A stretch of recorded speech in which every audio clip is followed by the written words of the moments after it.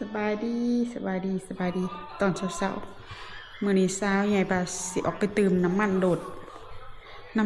จักเบิดลาใส่ก็ว่าเช้าสิไปแดนบ่ถามเช้าว่าสิไปแดนสิไปออกกำลังกายบ่ไปจะได้บ่มีน้ำมันโดดไปเติมมื้อมาแต่บ้านหั่นกะ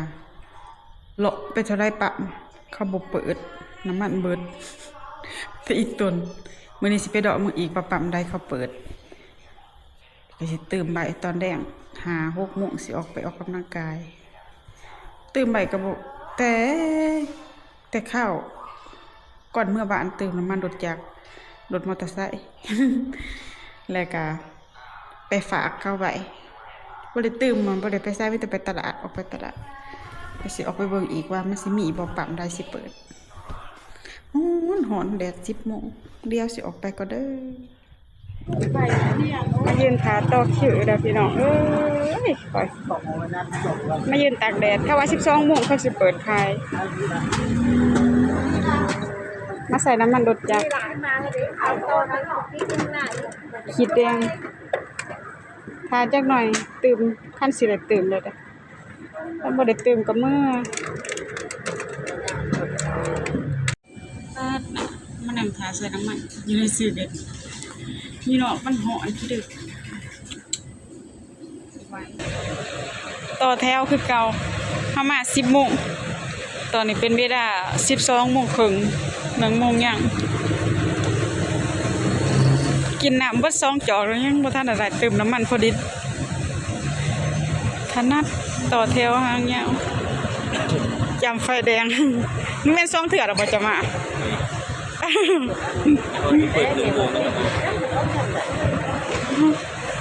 ขนาดขย่อยเขาเท่าละน้อยสิเป็นบิดเด้อมายืนตากแดดอีกแล้วมาปีเดี๋ยวนี้ไปกุ้งเปิดดิกุ้ง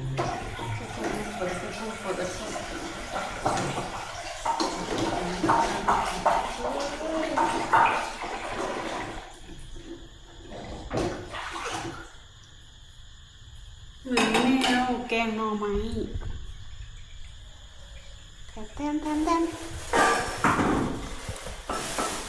มมี่หมักใส่แต่เห็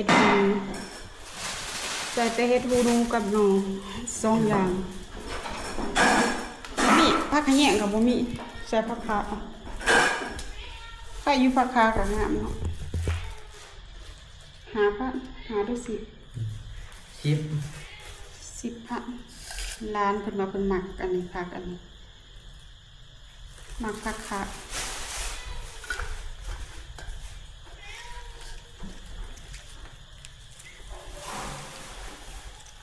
ผักอันนี้ก็งามยูซาผักสมิกจะต้องบอกพ่อค้าเนี่ยหยาบนะผักขา พ่อค้าพ่อค้านั่นฉันพ่อค้าปรุงเบิ่งแอบปรุงเบิ่งซาวสิบอก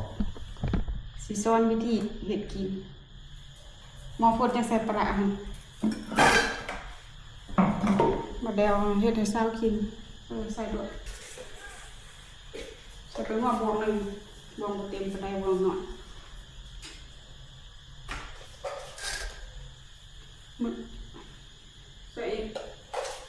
มื้อนี้ความบ่เมื่อยซาใหญ่ไปยืนทาใส่น้ำมัน5-6 ชั่วโมงเนาะสาวใส่โดดมันยังไปซื้อเครื่องโอนเงินเกินไปซื้อเครื่องอันนั้นแนบกดซิวโอนเงินค่าว่า50 เก่าค่าว่า50 ซาใหญ่ไปโอน60 ใส่โดดเมื่อยจะสิเป็นวินนอนอยู่กันดีๆบ่ว่าแล่นไปใส่น้ำมันโดดไปใส่เบียดซื่อๆแล้วบ่ได้ไปทางใดใส่อีกคันใส่พอได้ขี่ไปตลาดบ่ได้ไปเบียดไปการเปลืองปานใดแต่ว่าขึ้นอีตนขึ้นเงาะเนาะก็หันนะบ่เข้าไปการทุกมื้อหั่นนะขับไปถาใส่น้ำมันโดดป้าสูเป็นสูใส่เกลือแล้วบ่ใส่เกลือนะใส่น้ำตาลนิดนึง เอื้อยนั่นเราไปยืนฐานนั่งไปหาลูกได้น้อยๆนึงลูกได้ประมาณปีปลายผู้ชายแล้วเอาแผ่มัดใส่เอวแดดเป็นแดดหอนเป็นหอนป้าตัวน้องฝนก็เที่ยวมา2-3เที่ยวแต่ยังบ่ทันได้ตื่นความหอน พวกใหญ่อันนั้นเราอยากมาเราหอนเราเดินเขาไปหอนไปยืน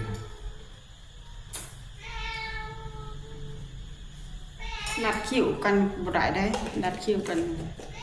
มาพวกมายืนถากแต่โดนเขาได้ตื่นดังๆต้องไปต่อแถวใส่กระตุกก็ได้ต่อแถวหัน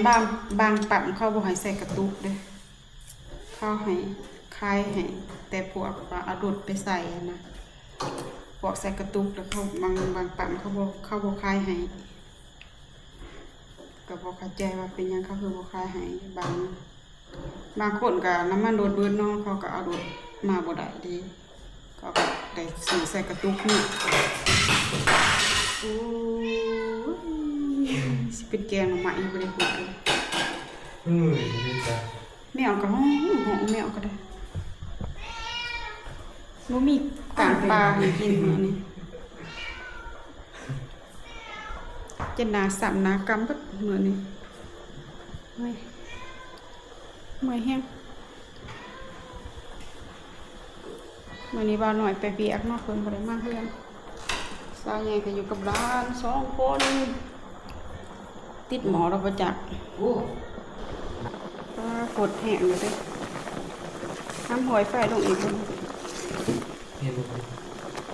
คอยหวยลงอย่าหมดแล้วเพิ่นบ่ทราบสิเฮ็ด เนาะดังอีกเรื่องปลาแดกใช่อยู่ปลาแดกเอาใส่โดดหมอฟดล่ะต้นนั้นก็แซ่บเลยประเดี๋ยวนี่ไงใส่โดดใส่อีกพอนี่สิเข็บ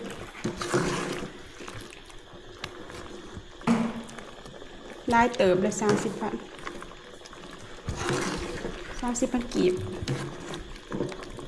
รอบนี้ที่สาม ประมาณจักบาทปะ20 บาท18 บาทกับทั้งซีเมนต์ ก็ให้ ประมาณเท่าไหร่30,000 ทางที่ผ่านเขาบอก เดท6 ประมาณชาวบ้าน เดท680เงินบาทก็ขึ้นบางบอนก็ซื้อเครื่องเงินบาทขึ้นแต่ว่าคันเฮาไปแดกคันได้เดทถือคันซื้อเครื่องเข้ามาเดทสูงได้690พุ่นได้แบบว่าเขาพวกไม่ขาออนด้านได้แบบว่าเขาเอาเครื่องขามาแต่ไทยให้มาเขาได้เดท690แต่ว่าคันเฮาไปแดกเอาเงินบาทไปแดกเอาเงินกีบเขาได้ให้มื้อนั้นซาใหญ่ไปแดกเขาได้ให้680บางบอนก็670บ่คือกันเด้อบางบอนก็เขาก็ให้ราคาเดทดีอยู่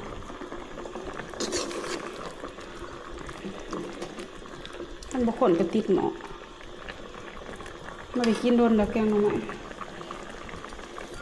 เมื่อคืนก็กินแกงเมื่อคืนก็กินข้าวปุ้น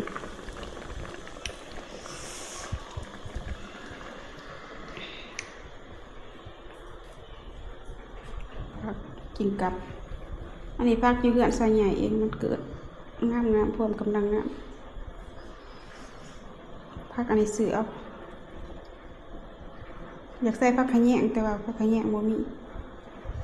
ใส่ผักอันนี้เอาซะคือสิหอมกลุ่มถีบอยู่นะสิหอมกลุ่มบ่เทื่อนดอก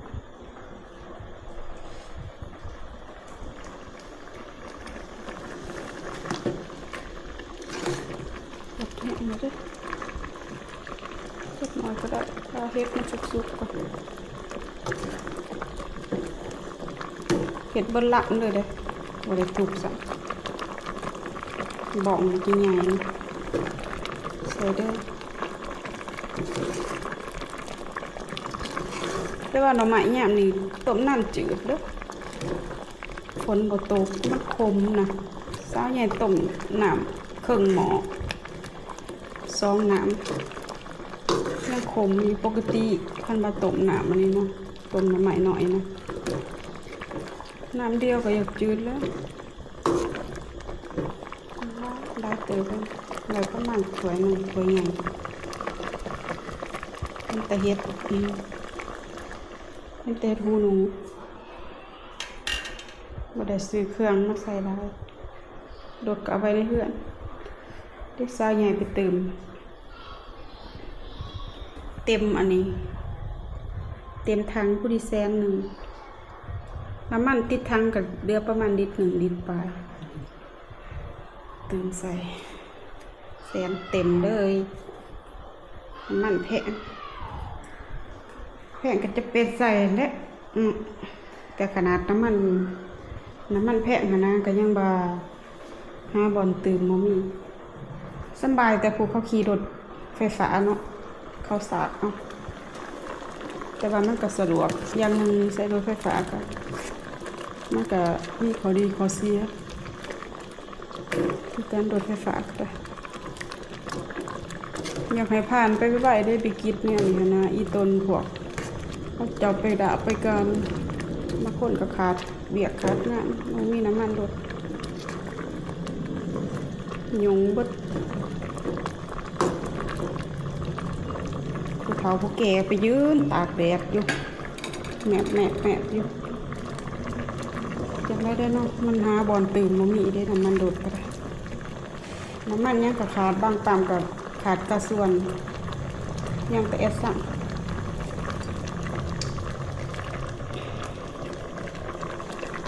สู่ชีวิตสู่เป็นน้ำการมาสุดท้าย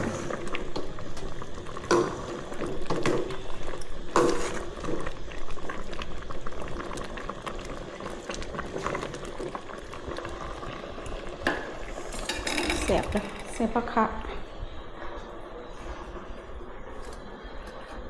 แสบผักขา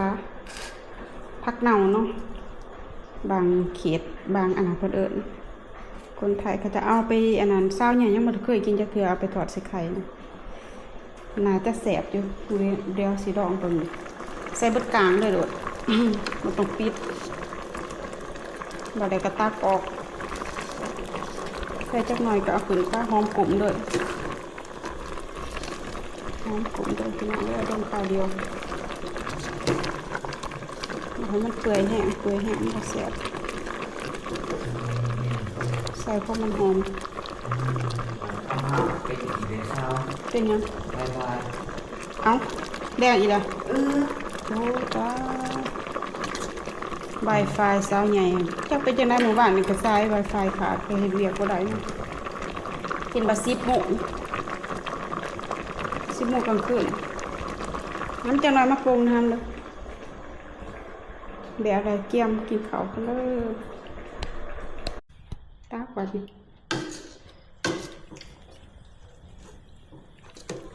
จะเสียบก่อนนะเอาพักหาออกก่อน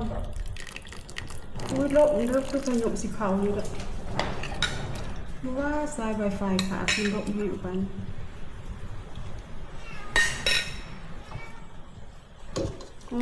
หอมผักขา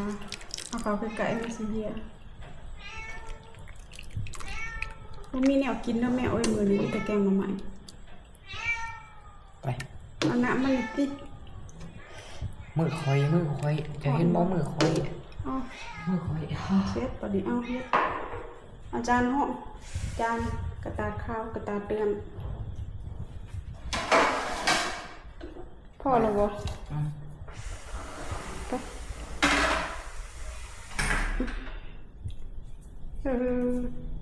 หาดูปากสวยกินข้าวน้ำกันเลยพี่น้องเอ้ยกินข้าวสนั่งพักผ่อนนอกจากเมื่อยล้าจากการปิดอันนั้นเรียนคิวเติมน้ำมันรถ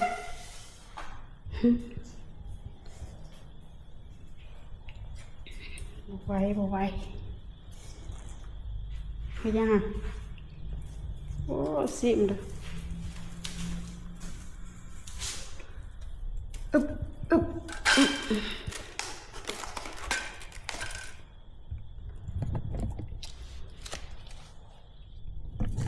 พี่น้องเอ้ย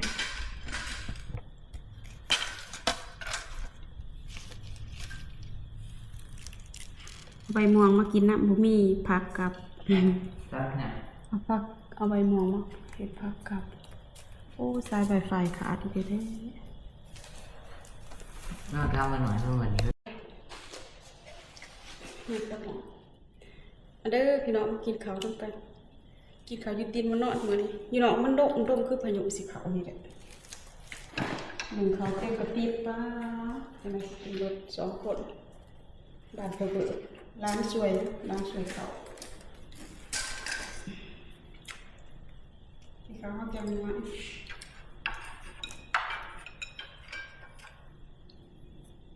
ยามฝนตกมาได้มาใจกับแรงแบบ นี่ใช่เรื่องอะไร ขาดวันละเดียวเนาะ เมื่อคืนนี้เขาแปลงจากหมูสา 10 โมง ใช่มั้งกว่าจะนอนได้เฮ้ยเปิดไม้บอกขอเปิดไม้เนาะ